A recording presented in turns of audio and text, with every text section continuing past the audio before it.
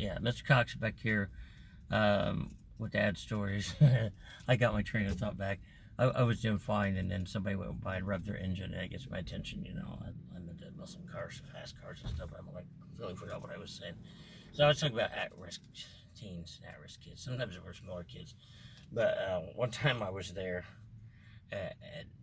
not off campus with the church service, but we were there having a Bible study for them. I know it was a Sunday morning church, and there's this one kid. He was a smaller kid. He was an elementary school kid.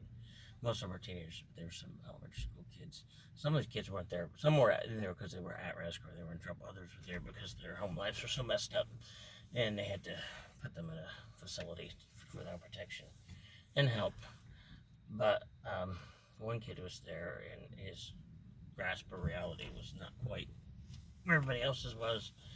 And the staff, they grabbed a broom from him when he wasn't looking and asked me to go hide it. We had to pass it and hide the broom because they told me that he thought he was Harry Potter and that he could fly around in the broom.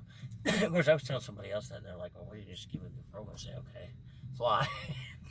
But they didn't want to go because they couldn't. But that's not beside the point. But it's just kind of interesting, the things you see and you get into, and a lot of horrible things they couldn't tell people, couldn't say on here, besides people's private deals and stuff, but the problems they went through. But I was there a lot, so I was there every Sunday and every Tuesday, and I think some other times, but those are the main two times I was there, Sunday mornings and Tuesday evenings. And one time I was going in, and they had behind the fence part. There's different parts of these treatment facilities. There's one behind the fence, and they've got kids out there playing basketball. There they go again. I'm in a Meyer parking lot. I don't know what goes on here, but some nights there's these car clubs meet, right? Like when people get off work, they meet down here and then they just rip through and take off. There's somebody driving through. I'm not sure what that was. I think it was a Dodge Charger, not an old one, but a new Charger. Just flew around the perimeter here, that little right around the perimeter. I don't know. I bet he was going 60 mile an hour or something, and he was revving his engine. But that's probably what got my attention a little bit ago. Probably the same car. So I was there. I was going in. We was going to have a Bible study, but where the kids were out playing basketball and I was talking to them for a minute and stuff before we go in and doing jump rope and all the different things. And pretty soon the wind just started getting wicked. There they go again. Yeah, that's a Dodge Charger. He gives it up. I'm afraid he's going to mess around until they come and get him because he's in the parking lot. I was going to go park back over that. Okay. So anyway, I was out there in the courtyard area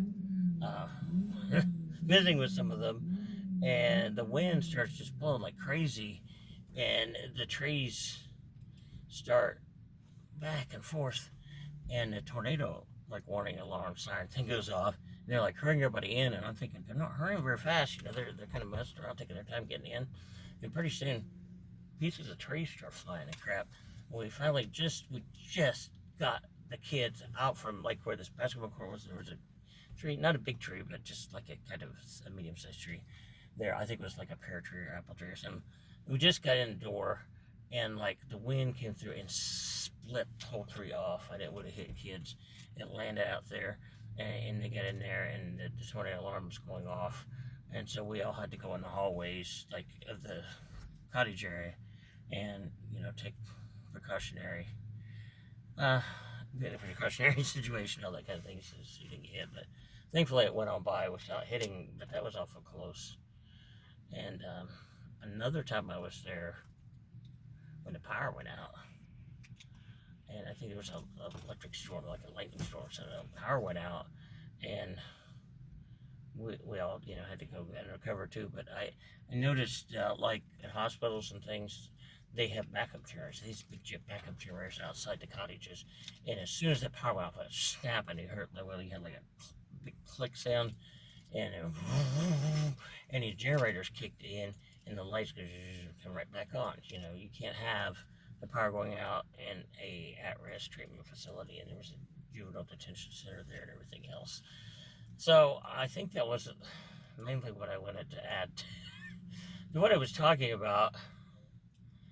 But, you know, all these people go through on racetracks and stuff has been distracting to somebody that likes fast cars.